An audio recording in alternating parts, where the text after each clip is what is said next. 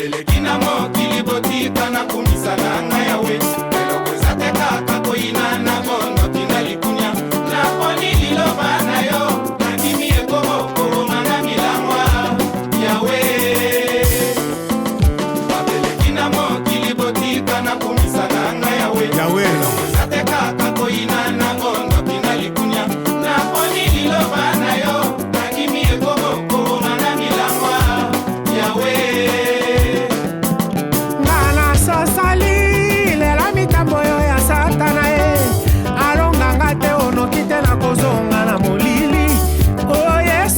kotikanga te o ngai mosaleli na yo nabanga te o elonga na ngai Yesu Masiya alobi nalanda ye apesaka mai ya bomoi ya seko nabwaki mikumba ye natiki mabe